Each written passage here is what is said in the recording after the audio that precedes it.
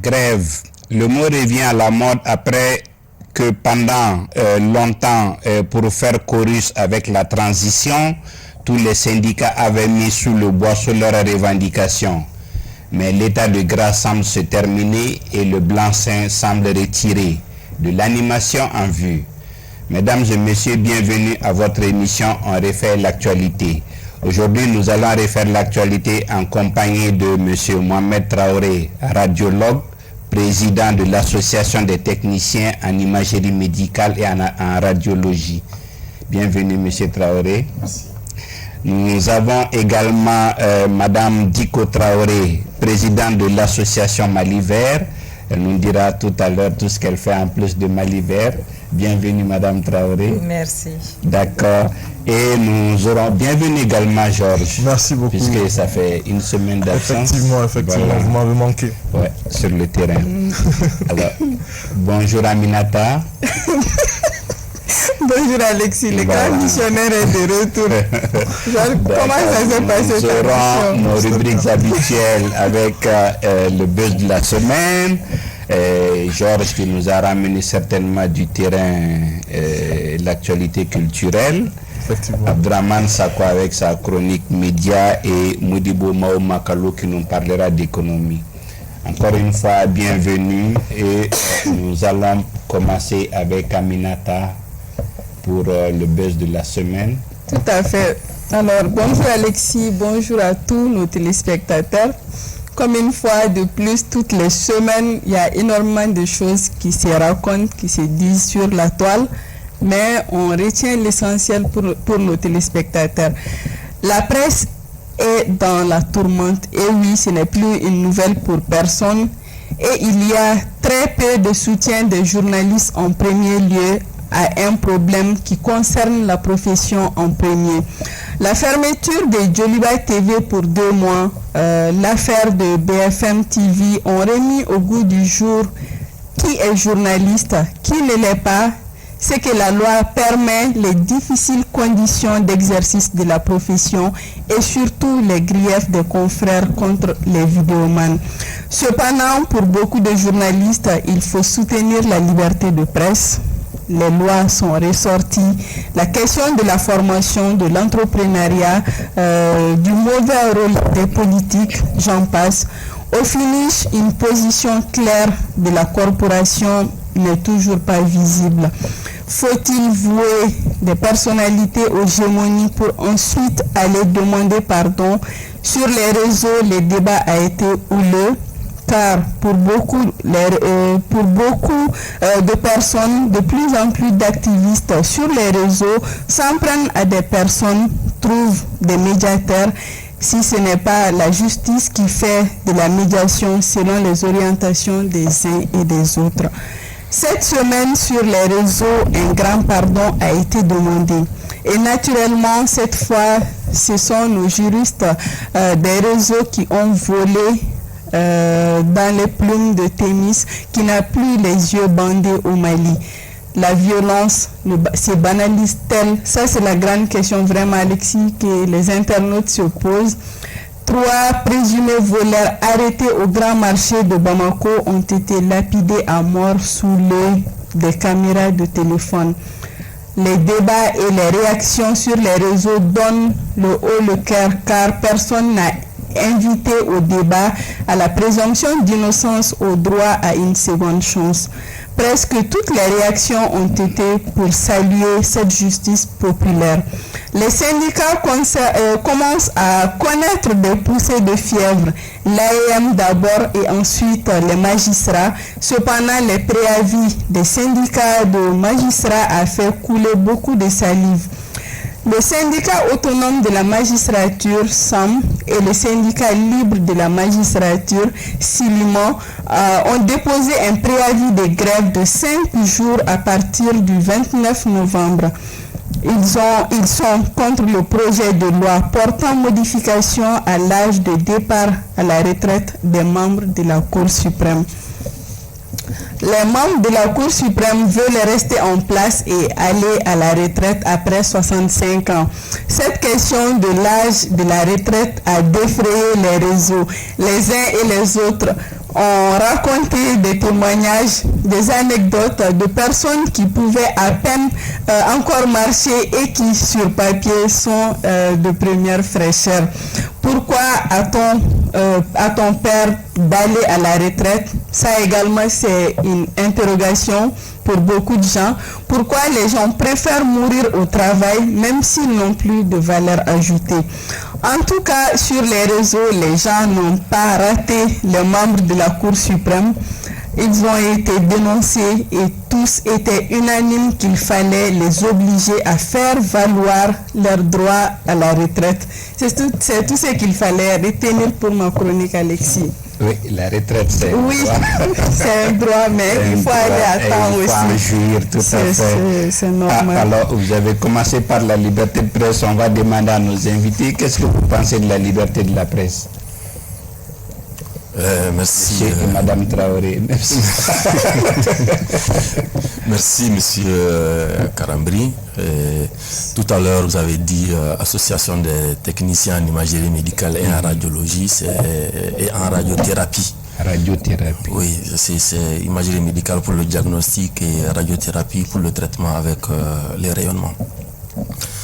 Bon, ce que moi je pourrais dire par rapport à la liberté d'expression, c'est que c'est une nécessité, c'est vital pour un peuple, surtout quand on aspire à la démocratie. C'est vraiment un pilier pour l'épanouissement de la population. Madame. Rebonjour encore. Moi, par rapport à la liberté de presse, moi je suis un peu mitigée. Parce que la liberté de presse, à chaque étape de la vie d'une nation, est obligée de tenir compte des réalités de cette nation. C'est-à-dire que avant d'être journaliste, avant d'être radiologue, avant d'être président d'association ou autre chose, on est d'abord malien. Et pour ça, moi je dis que oui pour la liberté d'expression, c'est obligatoire. Mais non pour l'affaiblissement des points, c'est-à-dire, quand je dis l'affaiblissement, c'est-à-dire chacun a un point faible. Et ce n'est pas en temps de crise ou en moment de guerre qu'on donne certaines informations. Donc la presse aussi devrait s'organiser et de commun accord avec sa population et ses responsables de donner ce qu'on doit donner et de ne pas donner ce qu'on ne doit pas donner. D'accord. Ami, tu as une question? Oui, avant d'aller loin, si on pouvait savoir un peu plus sur Madame Diko Traoré. Ok, bon, je vais me présenter. Aussi. Oui, je vais en venir à lui. Je vais d'abord me présenter. Moi, de profession, je suis consultante indépendante en technique de transformation agroalimentaire. Des techniques industrielles bien sûr, c'est-à-dire la mise en place d'une usine, le montage, la formation du personnel, la mise en place de l'outil de gestion. Ça c'est ma profession. Au-delà de ma profession, je suis présidente de l'association Mali Vert, qui est une association qui existe depuis 1997, mais on avait mis un peu le drapeau en berne parce que pour des raisons qui sont propres à nous. Et cette association s'occupe surtout de sensibilisation. Parce que quand on est venu sur le terrain, on a commencé les campagnes de sensibilisation en 2001 et on a vu que la population avait beaucoup plus besoin d'accompagnement, d'explication. Parce qu'on ne peut pas ni diriger, ni mettre en place des structures dans un pays où les gens ignorent les réalités, où les gens ignorent les lois, où les gens ignorent les textes. Donc on s'est surtout focalisé sur la sensibilisation des couches vulnérables sociales, c'est-à-dire les femmes, les enfants qui sont le plus manipulables. Dans le temps, on avait bien, qu'est-ce que c'est qu'un bien commun, qu'est-ce que c'est qu'un bien privé, qu'est-ce que c'est que la corruption. On a traité de tous ces thèmes-là depuis 2001.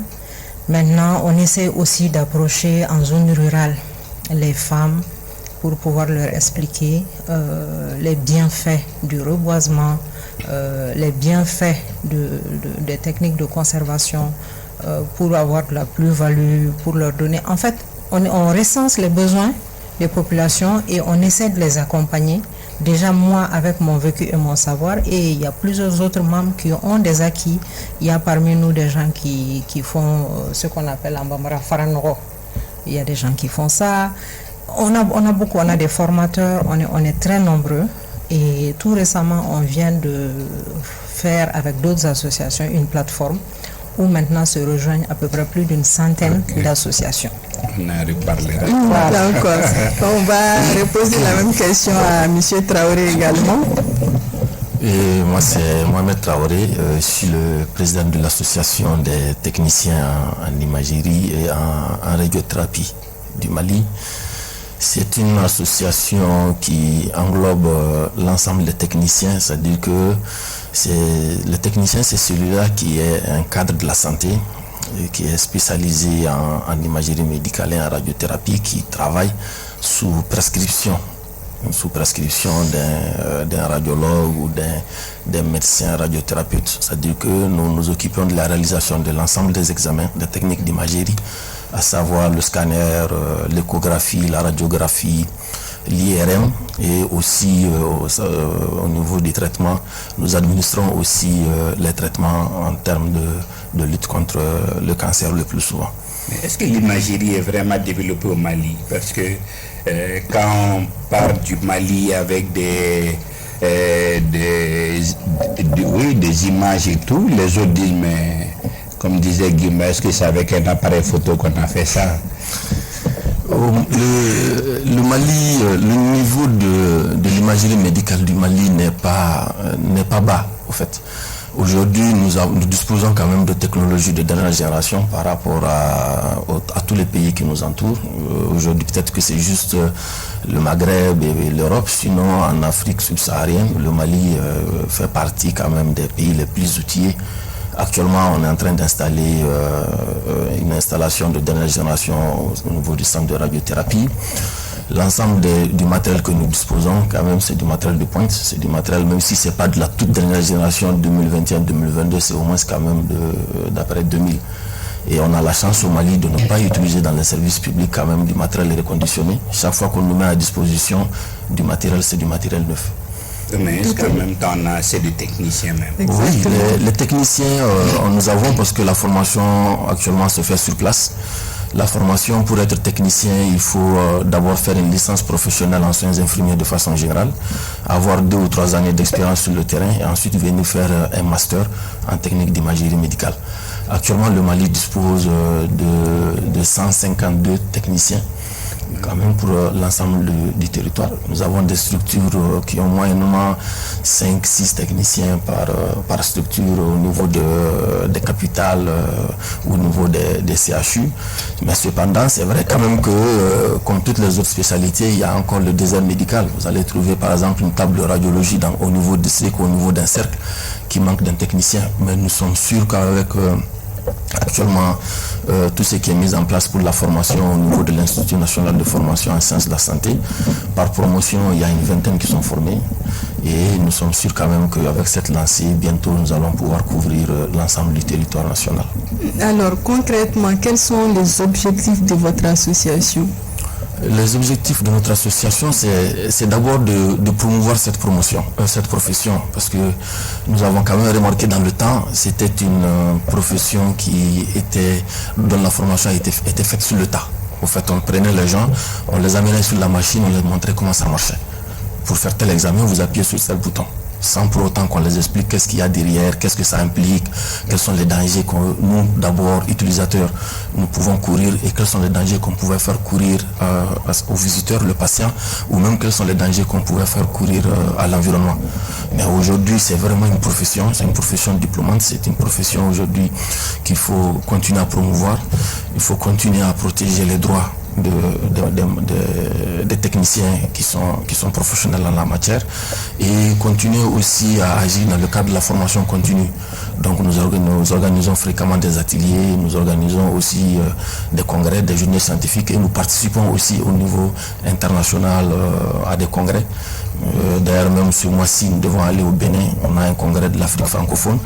Et ce sont des rencontres autour desquelles nous rencontrons aussi les fabricants de ces installations, les innovations et tout ça.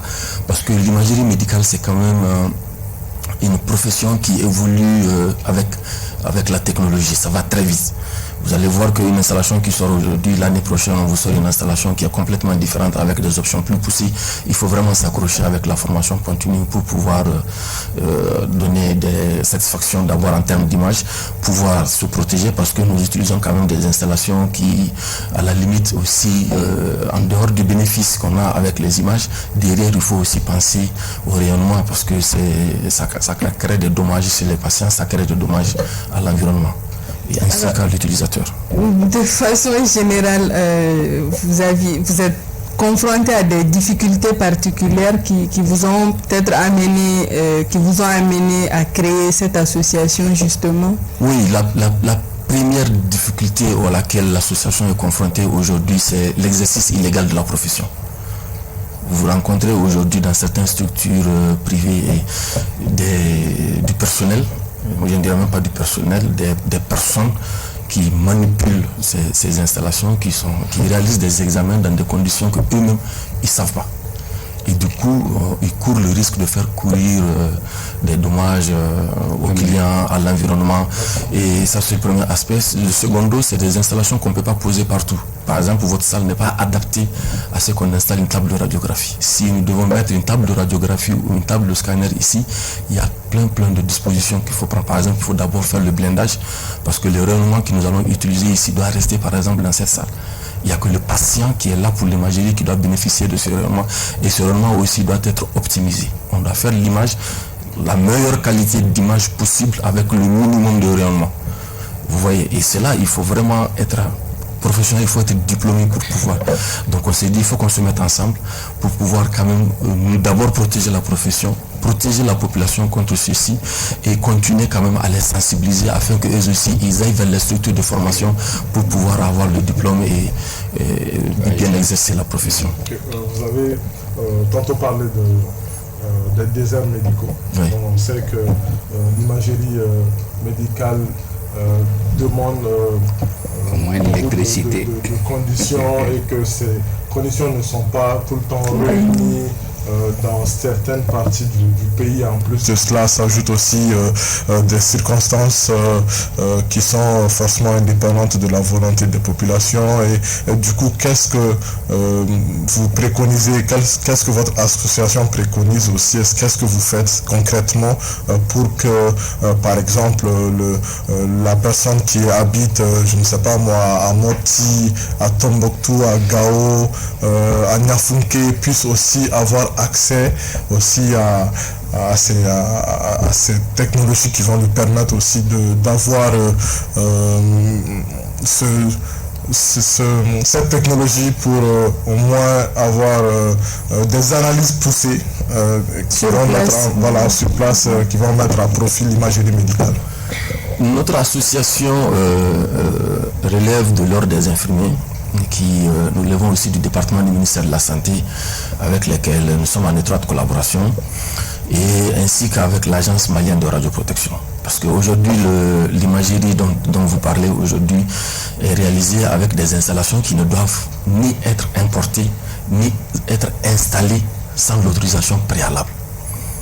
Et à partir du moment où la personne se met en règle et qu'il est en train de chercher l'autorisation préalable, ça veut dire que nous, notre association sera au courant qu'on est en train d'installer une source de rayonnement quelque part. Alors, qu'est-ce qui va se passer? Nous allons peut-être prendre contact avec le demandeur pour lui dire est-ce qu'il a les ressources humaines appropriées. Nous avons la capacité de mettre à disposition du personnel qualifié, du personnel diplômé. Nos techniciens sont sur l'ensemble du territoire. Les régions que vous avez citées, Gao, Tombouctou, nous avons des techniciens jusqu'à ce niveau. Mais si nous prenons par exemple des zones comme Menaka où il y a une table de radiographie, ce que nous faisons, c'est que là, nous prenons déjà, la première condition que nous allons poser, c'est que la personne soit un détenteur de la licence professionnelle, anciens infirmiers. Celui-là, nous allons l'amener et nous allons l'initier à l'utilisation de cette source. Donc ça veut dire déjà que c'est quelqu'un qui va travailler sous notre supervision, c'est quelqu'un qui va travailler sous notre autorité jusqu'à ce qu'on puisse lui aussi le faire venir au niveau de la structure approprier la structure adéquate qui est l'Institut national de formation en sciences de la santé, afin qu'ils bénéficient de la formation et qu'ils retournent sur place pour exercer dans des très bonnes conditions. Ça, c'est l'aspect formation, l'aspect personnel. Moi, je parle de l'aspect matériel aussi. Parce que même si le technicien est là, il n'y a pas de matériel, ça va être compliqué qu'on puisse faire bénéficier de cette technologie. Tout le matériel, je vous avoue que ce n'est pas l'association qui gère. Okay. Le plus souvent, c'est soit l'État qui met à travers le ministère, la direction nationale et les structures décentralisées, c'est l'État qui met à disposition dans les structures publiques. C'est comme une table opératoire, c'est comme... donc, c'est l'État qui met à disposition. Et nous, maintenant, en tant qu'association des techniciens, nous essayons de les assister en termes de ressources humaines. Alors, vous parliez tout à l'heure du fait que dans certaines structures privées, tout le monde fait le travail. Est-ce qu'il y a une loi qui protège la fonction de technicien en imagerie et en radiothérapie? Oui, il y a une loi qui dit que pour nul n'est autorisé à manipuler une source de rayonnement sans avoir l'autorisation et la qualification nécessaire. Okay. Aujourd'hui, ces tables de radiographie, ces scanners et les autres sources de rayonnement que nous utilisons, ils ont quand même à la limite un danger. C'est comme une arme entre les mains de quelqu'un. On lui dit, bon ok, vous pouvez tirer, mais on ne lui dit pas comment se protéger contre l'arme. On ne lui dit pas comment aussi protéger l'arme elle-même. Et on ne lui dit pas souvent sur qui tirer, quand tirer et quel calibre utiliser pour tirer. Vous voyez, c'est important. Parce que à partir du moment où on a la qualification nécessaire, on saura par exemple que je n'ai pas besoin d'utiliser une arme de gros calibre pour pouvoir tuer une mouche ou peut-être un insecte, c'est différent. Mais celui-là qui n'a pas eu cette formation va peut-être englober l'ensemble. Moi, par exemple, je ne vais pas utiliser les mêmes paramètres pour faire la radiographie de M. Karambri que faire la radiographie de la dame qui est à côté. Il va falloir que j'ajuste les paramètres parce que d'abord, ils n'ont pas le même âge, ils n'ont pas la même sensibilité au rayonnement, ils n'ont pas la même corpulence, ils n'ont pas le même poids, ils ne sont pas du même sexe.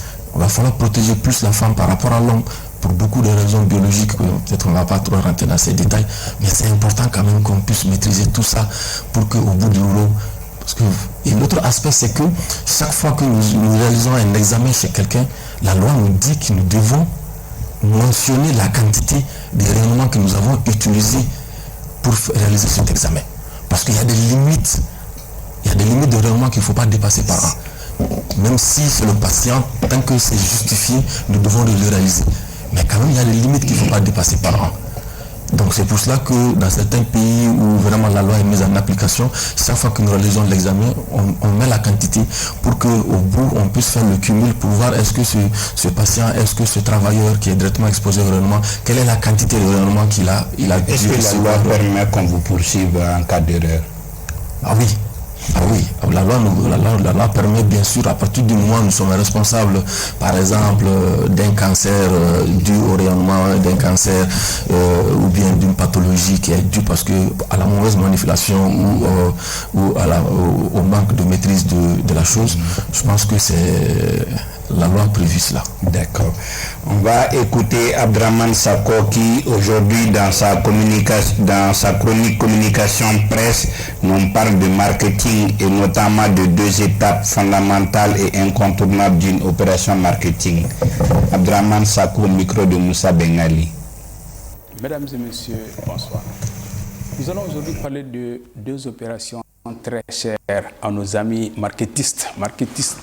Comprenons par marketiste les spécialistes en marketing, ceux qui font du marketing, c'est un mot vraiment emprunté. Donc, nous allons parler de deux opérations qui sont chères à mes amis marketistes, à savoir la segmentation et le ciblage. Les chargés de marketing, après une démarche dite analytique qui consiste à analyser le terrain dans tous ses aspects, sur toute la ligne, ils passent à ce qu'on appelle la segmentation. C'est quoi la segmentation? Segmenter, c'est diviser.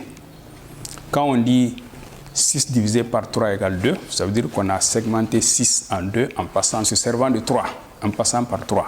Donc c'est ça la segmentation, c'est le fait de diviser et de trouver des segments. C'est ce que les marketistes font à la population publique cible. Donc ils appliquent un critère de segmentation et ils divisent donc le public cible en segments. Je prends un exemple. Si on applique le critère âge à une population, si on prend 16 ans, on va trouver les moins de 16 ans et les plus de 16 ans. Si on applique le critère genre à la population malienne, le critère sexe, on va trouver un segment des hommes et un segment des femmes, etc. Je peux prendre un autre exemple. Si on applique le critère religion à la population du Mali, on va trouver 3, 4, voire 5 segments, à savoir le segment des musulmans, le segment des chrétiens, le segment des animistes, les autres, on va dire les autres. Je ne veux pas insister sur ça. Donc on va trouver 4 segments. La segmentation consiste donc à diviser le public cible en appliquant un critère. Il y a beaucoup de critères. Il y a des critères géographiques, parce que les gens, selon les zones géographiques, n'ont pas les mêmes besoins. Il y a des critères socio-démographiques, tels que l'âge, je l'ai déjà dit, la religion, la race. Il y a des critères liés au comportement des consommateurs, et c'est-à-dire comment ils se comportent par rapport, par exemple, à votre site, comment ils se comportent par rapport à un outil déterminé, ça c'est leur comportement. Il y a même des critères psychologiques, tels que la personnalité, les gens n'ont pas la même personnalité, le tempérament, les gens n'ont pas le même tempérament, le style de vie, etc. Il y a des critères qu'on appelle socio-démographiques. Il y a des critères qu'on appelle psychographiques aussi, tels que la mentalité, l'opinion. Les gens n'ont pas la même opinion, n'ont pas la même mentalité, etc., etc. Donc, on utilise donc un critère pour diviser une population en segments et on se sert de ces segments. Maintenant, pourquoi on segmente? On segmente parce que la segmentation va du principe selon lequel, l'idée selon laquelle aucun produit commercial, aucun service commercial n'intéresse tout le monde à la fois. Et même si par hasard un produit intéressait tout le monde à la fois, c'est pas au même niveau d'intéressement. Donc, aucun produit n'intéresse pas tout le monde. Il faut chercher à savoir les segments qui sont intéressants pour toi, donc qui s'intéressent à ton produit. C'est pourquoi on procède à la segmentation. On segmente donc pour avoir des sous-groupes aux caractéristiques semblables et qui ont à peu près les mêmes besoins, les mêmes comportements par rapport à ton produit. Donc, les segments jugés rentables, on s'oriente vers eux dans une autre phase qu'on appelle le ciblage. Le ciblage consiste donc à s'orienter fondamentalement et ouvertement vers les segments jugés utiles et rentables, sachant que tous les segments n'ont pas la même importance au point de vue marketing. Il faut donc segmenter pour ne pas dépenser au hasard. Donc, ces deux positions, ces deux opérations, à savoir la segmentation et le ciblage, sont incontournables pour toute personne qui veut faire du marketing. Il y a une position extrême qu'on va voir après, le positionnement, qui est vraiment une opération très osée et très risquée parfois, qui consiste à se positionner, comme son nom l'indique, sur un seul segment. Ça, on va en parler après parce que ça nous paraît beaucoup plus important. Merci encore une fois et bonne soirée. Merci à Abdraman Sako et à Moussa Bengali. Alors nous revenons avec l'association Mali Vert. Concrètement, vous expliquez tout à l'heure, disons, l'implantation et qu'est-ce qui vous a motivé à rêver l'association maintenant? Plusieurs raisons. D'abord, au-delà de cette association, je suis aussi la secrétaire générale d'une association qui s'appelle la FEM, où j'ai eu beaucoup de contacts avec les femmes. Pendant très longtemps, on a observé les difficultés auxquelles sont confrontées les femmes. Et aussi, j'ai observé beaucoup de choses que les femmes font, mais en sous-couvert, qui ne sont pas vues. Donc, avec comme je l'ai dit, une de nos sœurs, on a décidé de créer une plateforme. Et j'ai dit, pour cette plateforme, je me remets au travail avec Mali Vert. Bien vrai qu'on n'avait pas arrêté, on faisait des campagnes de sensibilisation et tout. Le Mali Vert n'est pas une association nettement féminine. C'est-à-dire qu'on a des hommes avec nous, on a des jeunes. On a même actuellement un projet sous le coude pour la sensibilisation des jeunes et des femmes afin d'éviter qu'ils ne s'enrôlent dans le terrorisme. Une grande campagne de sensibilisation qu'on va faire. On va se déplacer, on va aller voir qui de droit ou de droit. On fera notre part. On s'est dit, c'est peut-être le petit apport que nous, on peut faire pour ce pays. Parce qu'on a déjà l'habitude. On a l'habitude du milieu rural. On a l'habitude parce que c'est là-bas qu'ils vont les ramasser en général. La majorité en tout cas. Donc, on a ça sous le coude. On a sous le coude aussi l'autonomisation de nos femmes rurales en termes d'engrais, parce qu'on s'est dit qu'il y a des systèmes de compostage, il y a les systèmes de trucs qu'on peut utiliser. Il ne faut pas qu'à chaque fois que quelqu'un décide de fermer nos frontières, on souffre de faim. Ça, on s'est dit basta, ça ne se fera pas. L'exemple, c'est tout simplement la Russie. Quand on a fermé toutes les portes à la Russie, elle a trouvé le moyen de se développer de l'intérieur et de booster son économie. Le Malien peut faire la même chose. Et le socle de tous ces mouvements, on a remarqué que c'est les femmes. C'est les femmes qui sont porteurs de tous ces petits projets. Donc, avec une collègue, j'en revenais avec une collègue, on a décidé de faire une plateforme et on a fait appel aux femmes. Nous, on est rentré en tant qu'association Mali Vert avec nos projets et notre programme de travail. Les dames aussi ont leur programme de travail. Et à la première réunion, on s'est retrouvés avec les femmes rapatriées d'Angola, les femmes veuves, toutes les femmes tisserandes. On a toute une flopée de femmes avec des corps de métier, des acquis qui sont là. Et on a dit, qu'est-ce qu'on peut faire? Et on a mis tous nos acquis ensemble. En termes de sensibilisation, en termes de formation, on a décidé de faire un grand groupe. D'ailleurs, on a nommé ça Mousso Bene aux Femmes Unies. Et ce grand groupe-là, on a projeté sur toute l'année. On va faire des séances de formation. Les tisserands sont disponibles pour former des groupes de femmes rurales et urbaines. Alors, c'est-à-dire que chacun qui a une formation, chacun qui a une fonction, est prêt à former des groupes. Et maintenant, on va se battre pour mettre des kits à la disposition des groupes formés pour que, au départ, eux ils puissent déjà faire de la plus-value. Et plus tard, chacun va s'autonomiser selon sa capacité de travailler. Ça, c'est une première chose qu'on a fait. Deuxième chose, on va faire des campagnes de sensibilisation aussi parce qu'on n'est plus d'accord qu'on les utilise. Avec Sotrama Fangata voter. Ça, c'est fini. On a décidé que c'est fini. Si on doit Sotrama Fala, on doit savoir Sotrama Imbefa Kumina. On doit savoir qu'est-ce qu'on va aller faire et pourquoi on doit aller se battre. On ne va plus nous utiliser en comme ça. On a dit que c'est fini. Si les femmes doivent faire partie de l'autonomie économique du Mali, là, il va falloir qu'on nous donne notre place. Il va falloir qu'on fasse partie des instances décisionnaires. Il va falloir qu'on nous écoute parce que le socle d'une famille et d'un foyer, c'est une femme. Moi, ça me fait penser à une question. Quand vous dites que, je pense qu'au Mali,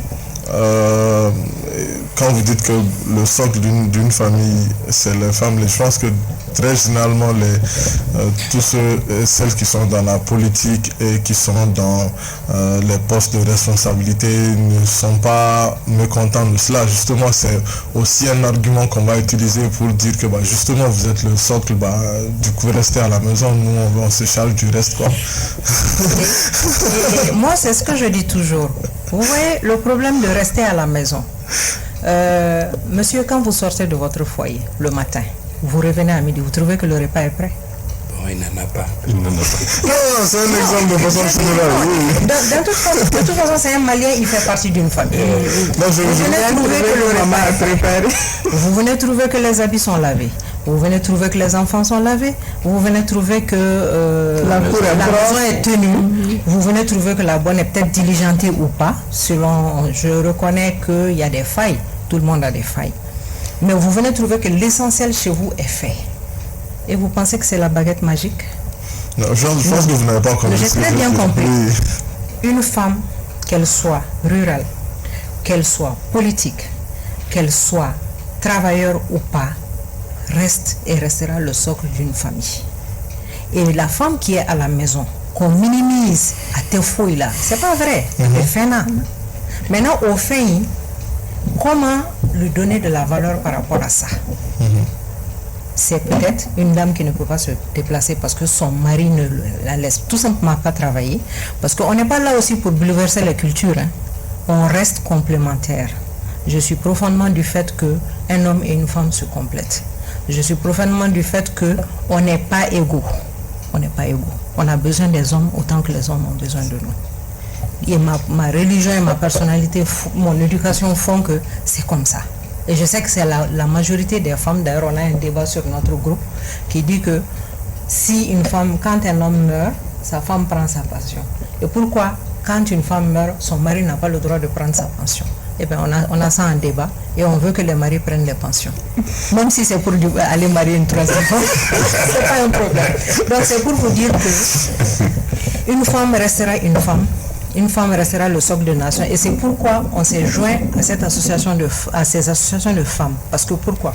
Pour arrêter le terrorisme, il faut les femmes. Pour développer le pays, il faut les femmes. Pour changer la mentalité, il faut les femmes. Parce que c'est eux qui éduquent les enfants. C'est eux qui parlent à leur mari en douce.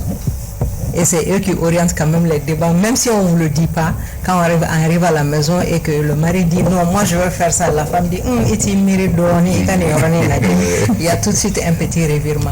Donc c'est sur ça qu'il faut travailler le plus si on veut avoir de la stabilité, si on veut avoir un développement, un changement de mentalité. Et pour le volet politique, comment ce déclic-là se fait? C'est ça ma question en fait. Parce que moi je me dis que sur le volet famille, c'est clair, tout le monde est d'accord. Vous savez, l'homme politique là, chez lui à la maison, c'est les femmes aussi. Hein. Non, moi je veux dire, comment faire pour qu'au lieu de l'homme politique qui a sa femme à la maison, on ait aussi des femmes politiques? C'est ça ma question déjà, en fait. Il faut qu'on dise aux femmes qu'elles ont le droit de le faire. Parce que d'emblée, notre culture fait que la femme doit rester en retrait. Oui, on est d'accord, rester en retrait. Mais au moment où ça ne va pas, il va falloir qu'il y ait un certain nombre. Ce n'est pas casser un tabou de dire que nous aussi on pense comme ça. Même dans les villages, les femmes se rassemblent et puis viennent dire à Doutiki, mais on va passer de la même manière en tenant compte de notre culture, mais on va se faire entendre. Mais votre plateforme est société civile ou c'est politique? Société civile, on est apolitique et on est à but non lucratif. On est toutes apolitiques. Ok. Vos domaines d'intervention, c'est quelle localité? Association Mali Vert, c'était au niveau du Mali. En fait, c'est un récépissé de l'administration territoriale qui nous donne le droit d'intervenir dans tout le Mali. La FEM, c'est tout le Mali. On a des coordinations au niveau de toutes les régions.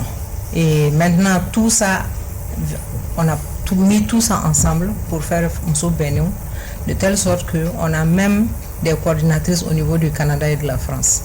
Donc, ce qu'on va faire, c'est un grand mouvement de masse. Et on va passer le même message pour pouvoir amener la stabilité là où il faut. Pour compléter un peu les autres. On va revenir le temps d'écouter Modibo Mahamatallou qui revient sur l'évolution récente des deux principales monnaies internationales. Modibo Mahamatallou, toujours au micro de Moussa Bengali. Mesdames et messieurs, bonsoir. Ce soir, essentiellement, je vais vous parler de monnaie, c'est-à-dire l'émission monétaire, la monnaie émise par les banques centrales. Et comme vous le savez, chaque pays a le droit régalien de battre monnaie. Ça veut dire que chaque pays, en principe, un des symboles des pays, un des droits régaliens, c'est d'avoir une monnaie, un drapeau, une armée, etc. Donc, dans le cas d'espèce, nous allons parler surtout du dollar US et de l'euro, la monnaie unique européenne. Et comme vous le savez, ces deux monnaies sont des monnaies de réserve. Ce sont des monnaies internationales. À elles deux, elles constituent 80% des transactions qui se font dans le monde. Donc, vous pouvez imaginer qu'il y a environ 200 pays et qu'environ moins de 20 pays constituent 80% des échanges à travers leur monnaie, essentiellement ces deux monnaies principales, l'euro et le dollar. Le dollar constituant à peu près 60% et l'euro constituant 20% des échanges internationaux.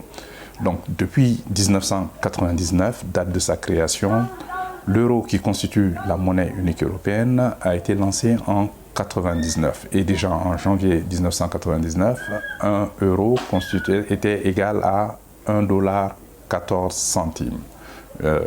Et donc il y avait quand même presque 23 ans.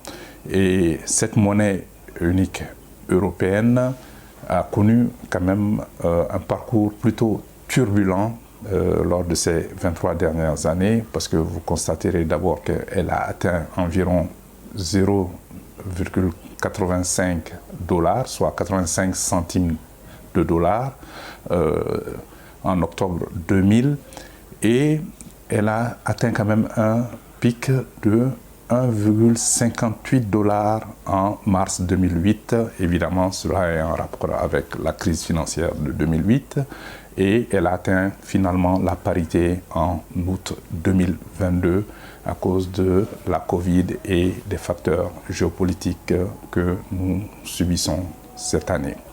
Donc, la dépréciation d'une monnaie, puisqu'on se rend compte quand même que depuis janvier 2022, l'euro s'est déprécié de 15% par rapport au dollar. Ça veut dire que l'euro a perdu 15% de sa valeur par rapport au dollar. Et cela va faire que, en principe, lorsque cela arrive, cela améliore la compétitivité de la monnaie qui s'est dépréciée. Ça veut dire que les biens et les services en euros vont coûter moins cher et les biens achetés en dollars vont coûter plus cher. L'idée, c'est de voir à peu près quel effet va l'emporter sur l'autre, parce que si les biens sont trop chers, cela va faire que les citoyens vont réduire leurs achats.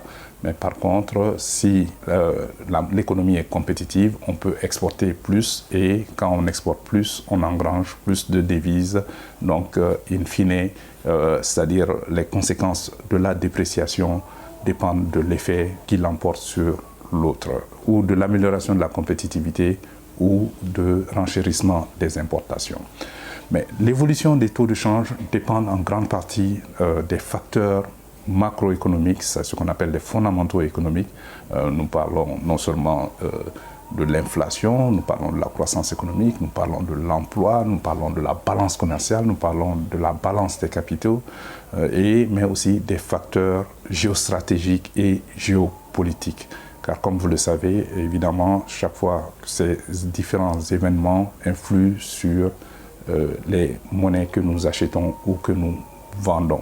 Parce que quand on vend une monnaie, elle a tendance à se déprécier, et quand on achète une monnaie, elle a tendance à s'apprécier, parce que ce qu'on appelle les valeurs refuges, dont le dollar fait indubitablement partie, avec l'or, c'est qu'en période de difficulté, les personnes et les entreprises ont tendance, et même les pays ont tendance à aller vers ces valeurs refuges. Maintenant, il y a un économiste américain du nom de professeur Steve Hanke de l'université Johns Hopkins qui travaille régulièrement sur l'évolution des monnaies. Et il a quand même dressé un tableau récent à partir du 9 septembre 2022, listant un certain nombre de pays qui ont perdu plus de 20% de leur valeur par rapport au dollar depuis janvier 2020. Et donc, avant cela, je vais quand même préciser que lorsque nous parlons de taux de change, c'est le prix d'une monnaie étrangère en termes de monnaie nationale. Donc, le taux de change du franc CFA par rapport à l'euro, ce serait que 1 euro équivaut à environ 655,957 francs CFA. C'est cela qu'on appelle officiellement le taux de change, c'est le prix d'une monnaie par rapport à une autre monnaie. Donc le professeur Hanke a quand même dressé ce tableau quand même qui est assez révélateur, où nous avons quand même la monnaie qui s'est le plus dépréciée par rapport au dollar depuis janvier 2020, c'est le bolivar, c'est la monnaie de Venezuela qui s'est dépréciée de 99,39%. Et ensuite, vous avez le nouveau dollar du Zimbabwe qui s'est déprécié d'environ 97,33%. Ensuite, vous avez la livre libanaise, la monnaie du Liban, qui s'est dépréciée de 93,33%. Et vous avez la livre soudanaise qui s'est dépréciée de 84,84%. Et vous avez le peso argentin qui s'est déprécié de 72,98%. Et aussi la lire, qui est la monnaie turque, qui s'est dépréciée de 67,34%. Et ensuite, vous avez le rial iranien qui s'est déprécié de 55,45%. Vous avez aussi le Naira nigérian qui s'est déprécié de 48,87%. Et vous avez le cedi ghanéen aussi qui s'est déprécié de 42,57%. Vous avez aussi le hryvnia ukrainien, la monnaie ukrainienne, qui s'est dépréciée de 41,69%. Et vous avez le kwacha du Malawi qui s'est déprécié de 39,54%. Et le léon, qui est la monnaie de la Sierra Leone, s'est déprécié de 31,77%.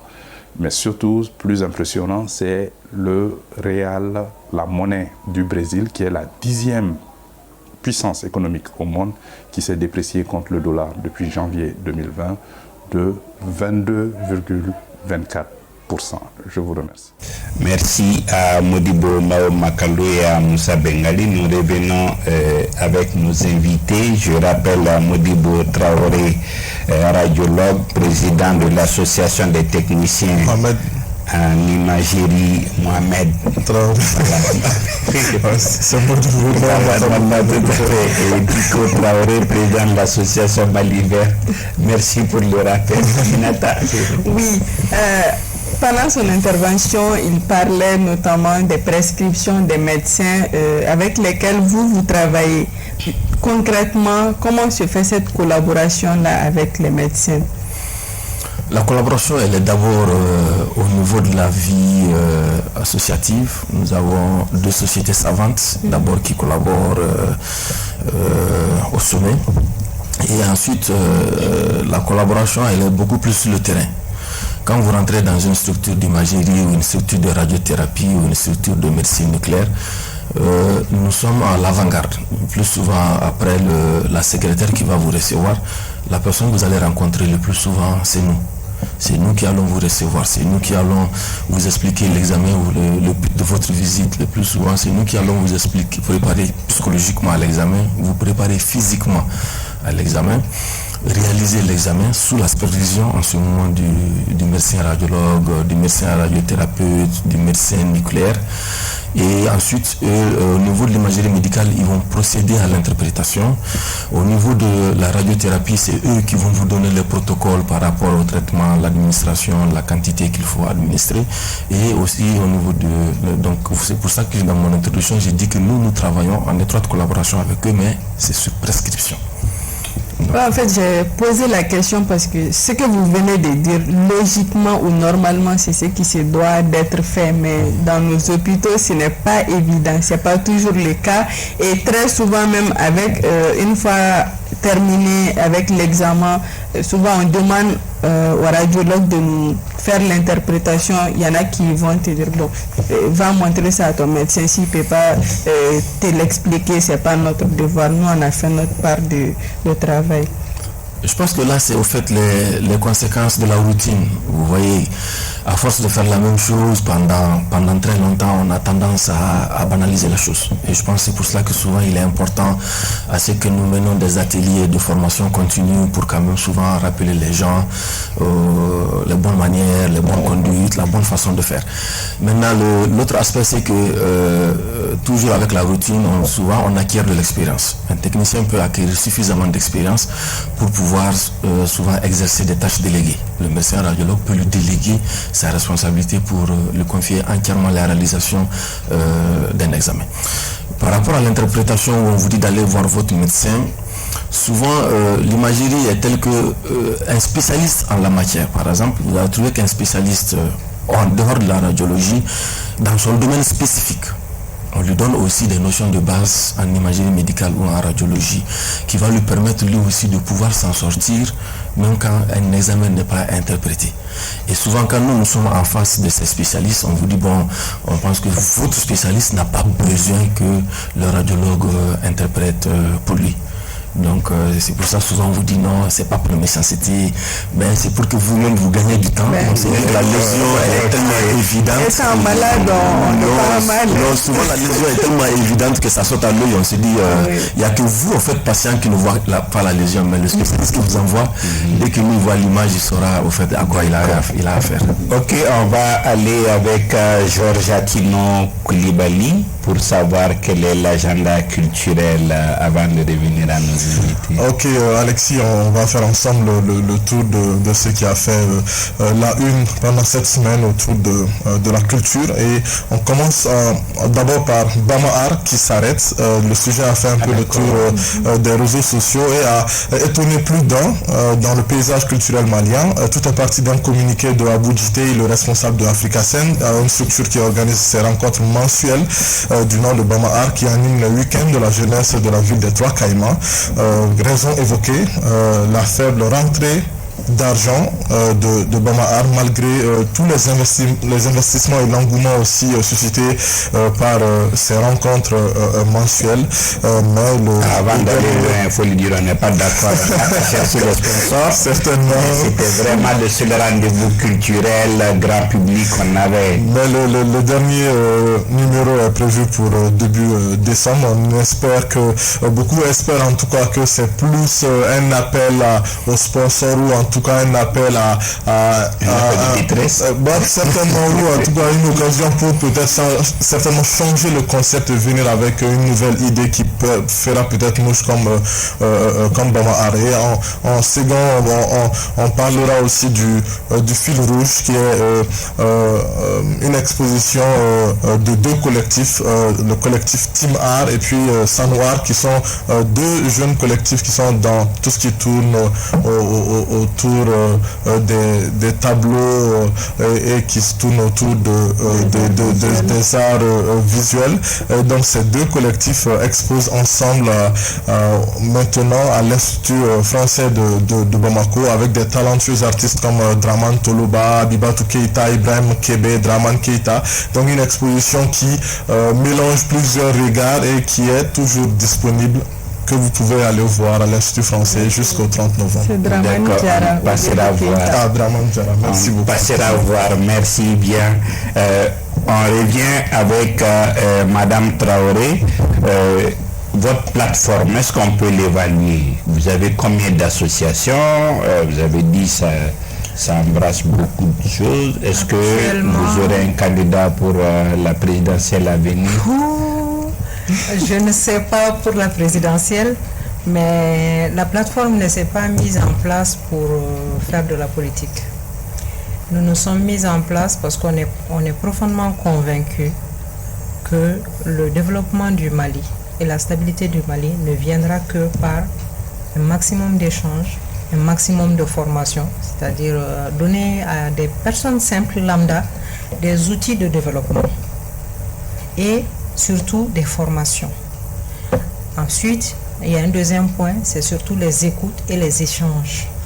Et à partir de ça, on verra plus tard qu'est-ce qu'on va faire dans l'avenir. Peut-être commencer à aider les femmes à mettre des unités industrielles, pourquoi pas. Et des semi-artisanaux, des productions, des techniques de conservation et tout. Nous, on est plutôt dans ça.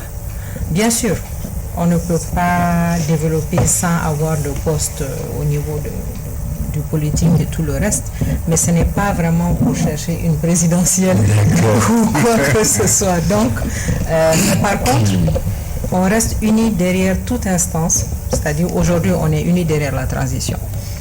Et on reste unis derrière toute instance qui peut nous apporter la sécurité, qui peut nous apporter la paix et qui peut préserver notre pays de quel que soit le trouble. Ça, on reste unis derrière et je crois qu'aujourd'hui, selon les écoutes des différentes associations avec qui on a échangé, tout le monde est partant pour aider la transition. Pas parce qu'ils sont les meilleurs, pas parce qu'ils sont autre chose, juste parce que ce pays a besoin de paix, de souffler et de s'organiser. C'est surtout ça. Ok, M. Traoré, on a vu récemment au Bénin, vous en parliez, des problèmes à l'hôpital à cause des coupures de courant. Est-ce que vous craignez ces genres de problèmes? Est-ce qu'il y a des dispositions déjà prises? Au Mali, on a la chance quand même que chaque fois qu'une installation elle est installée, les dispositions sont prises d'abord au niveau de la structure de façon générale pour quand même qu'il y ait un générateur qui prend le relais.